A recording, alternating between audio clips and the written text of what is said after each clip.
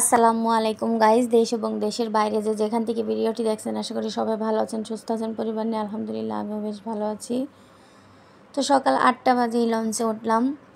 আস্তে আস্তে সেই অনেকটাই দুপুর হয়ে গেছিল। তো আয়শা তোমাদের ভাইয়া রান্না করে রেখে দিয়েছিল মাছ, ইলিশ মাছ। তো এটা দিয়েই খাওয়া দাওয়া করে নিয়েছিলাম। আর আমার রান্নাবান্না কিছুই করতে হয়নি। তারপরে আমি ঘুম থেকে উঠে রান্না করব চুলার পাড়ে গেছি, আর দেখি তো গ্যাস বন্ধ হয়ে গেছে। মানে বাটটা কোনো রকম হয় নাই, বলকাইছে আর চুলা বন্ধ হয়ে গেছে। তারপর কি করব, আবার রাইস কুকারে ভাত আইনা বসাই দিছি দিয়া। তারপরে আবার অনেক কষ্ট মষ্ট করে মাংসটাও রান্না করলাম। তো তোমাদের ভাইয়া অনেক দিন ভালো মতো খাওয়া দাওয়া করতে পারতেছে না, ছেলে মানুষ কি রান্না করে, কি খায়। তো বলছিল আজকে রান্না করো গরুর মাংস। তো উনি রাইস কুকারে গরুর মাংস রান্নালে তেমন একটা পছন্দ করে না। তারপরও কিছু করার নাই, গ্যাস না থাকার কারণে রাইস কুকারেই রান্না করতে হয়েছে। ভাত আর গরুর মাংস ভুনা করছি। আর এই মাংসগুলো উনি কোরবানির দিনেই রেখে দিয়েছিল, বলছে আমাকে কাবাব বানায় দিবা। তো আমি তো বাড়িতে চলে গেছিলাম বিয়া খাইতে। আর অনেক দিন ফ্রিজে কিছু থাকলে উনি খেতে পছন্দ করে না, এই কারণে আজকে সকালবেলায় আমি মাংসের সাথেই এগুলা নামায় রাখছিলাম। রাইখা মাংসের ভিতরে মশলা বেটে দেওয়ার সময়ই আমি এগুলার ভিতরে মশলা বেটে তারপরে ফ্রাই করে নর্মালে রেখে দিলাম একবারেই। তারপরে আমি চুলার পাড়ে রান্না তো অর্ধেক করে গেছিলাম ঘরে রান্না করতে। এখন চুলার পাড়টা দেখো কি অবস্থা। তো এটা এখন পরিষ্কার করতে হবে। তো পরিষ্কার করা হয়েছে। আর তোমাদের ভাই আবার সেই গরুর পাগুলা নিয়ে গেছিলো। আমি একদিন নামাইছিলাম এগুলো লওয়ার জন্য। তো আমার পক্ষে সম্ভব না, এগুলো লইতে পারবো না, এরকম অবস্থা। আমি বললাম আমি এগুলো পারবো না। তো তোমাদের ভাইয়া বলছে তোমার দ্বারা এগুলো হবে না। আমি তো আগেই বলছি তোমাকে এগুলা বাজার থেকেই পরিষ্কার করে এনে দিব। তো উনি বাজার থেকে পরিষ্কার করায় এনে দিল আজকে। পরিষ্কার করতে পারতাম কিন্তু মানে টুকরা করতে তো পারতাম না। তো এগুলা নিয়ে আসলো কাটায়, আর অনেকগুলো বাজার আনছে। এতদিন তো আমি বাসায় ছিলাম না, তাই আজকে কোনো বাজারই ফ্রিজে নাই, একদম ফাঁকা। তো বাজারও নিয়ে আসলো। তারপরে আমি এই নেহারিটা কিন্তু ধুয়ে এখানেই বসিয়ে দিয়েছি, যেহেতু গ্যাস নাই।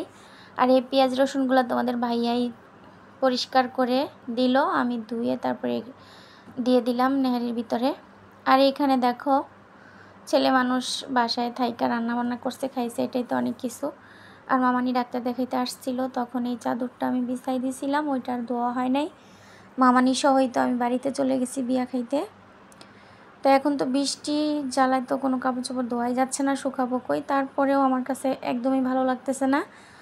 তো বিয়া খাইয়া যেই কাপড়গুলো নিয়ে আসছি এগুলো তো একদমই ধরি নাই, ব্যাগের মধ্যেই আছে যেমনি টম নেই। তো চাদরটা একটু ধুয়ে দিতেছি। আর থালা বাসনগুলো তো অনেকগুলো জমা হয়েছে, তো এগুলা ছাদের উপরে রেখে আর এই করলাম, চাদরটা ভিজায় এসে তারপরে এখন পাকের ঘরটা সুন্দর মতো পরিষ্কার করে যাই। পরিষ্কার করতে করতে ওইটা আর কি ভিজবে, তখন আবার ধুয়ে নিব। আর একটু ফাঁকে ফাঁকে লেড়ে দিচ্ছি। এখানে এটা হইতেছে, তারপর চুলার পাড়টা পরিষ্কার করে নিলাম। এখন আবার মেয়ের কোমরটাতে মানে জানলা দিয়া ধুলাবালি ঢুকছে, এখন এটাতে আর বইতেই চাইতেছে না। তো এটা কিন্তু আমি 1-2 দিন পর পরই ধুয়ে দিই। একটু ময়লা দেখলেই ওর এটাতে বসতেই চায় না। আমার মেয়েটা অনেক সাফিলি মাশাল্লাহ।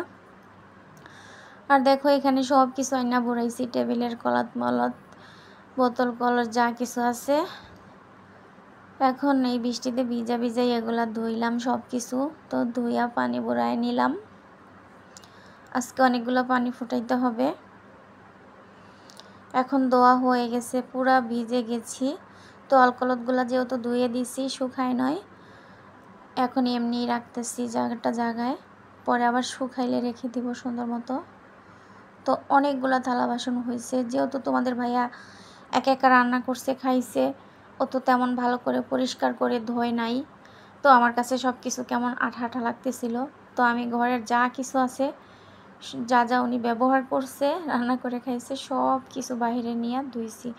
তো আমি এই কাজটা সবসময় করে থাকি, উনি বাসায় না থাকলেও আমি যখন একা একা রেখে যাই সব কিছু, তো বাড়ি থেকে আসার পরে দেখি সব কিছু ধুলাবালি পড়ে থাকে। তো আইসা আবার সব কিছু আমি ধোয়া পাকলা করে থাকি। তো সেম কাজটাই আজকে করে নিলাম। তো আমি কিন্তু খুব তাড়াহুড়া করতেছি। উনি যদি দেখে যে আমি এতক্ষণ ভিজতেছি, শুনলে অনেক দেখলে বকা দিবে। তো উনি আইসাই ঘুমাইতেছিল, আমাকে পেঁয়াজ রসুন ছুইলা দিয়ে, আর এই সুযোগে আমি ভিজা ভিজা কাজগুলো সব করে নিচ্ছি। তো সম্পূর্ণ কাজগুলো করা হয়ে গেছে। তারপরও কলসগুলো আবার আমি ভিতরের রুমে নিয়ে সুন্দর মতো মাইজা তারপরে পানি ফুটাইতে দিয়ে দিছি। ওইটা আর তোমাদের সাথে শেয়ার করা হয় নাই। তারপরে গোসল করে নিয়েছি। আজকে আর আমি নামাজ পড়তে পারি নাই, এত পরিমাণ ক্লান্ত হয়ে গেছি। তারপরে এই যে দুপুরবেলা যে ফ্রাই করে রেখে দিয়েছিলাম মাংসগুলা, এখন সন্ধ্যার পরে আমি এগুলা তোমাদের ভাইয়াকে ভেজে দিচ্ছি, আমরাও খাবো। তো ছেলেকে পাঠাইছি রুটি আনতে, তন্দুর রুটি। তো রুটি দিয়ে খেয়ে নিব। তো ভিডিওটা আজকের মতো এই পর্যন্তই ছিল। কেমন হয়েছে অবশ্যই কমেন্টে জানাবে। আর সবাই ভালো থাকবে, সুস্থ থাকবে। আমার জন্য আর আমার পরিবারের জন্য দোয়া করবে। আর কোনো জায়গায় একটু ভালো লাগলে প্লিজ আমার চ্যানেলটা সাবস্ক্রাইব করে দিও, পাশে থেকো, লাইক কমেন্ট শেয়ার করো।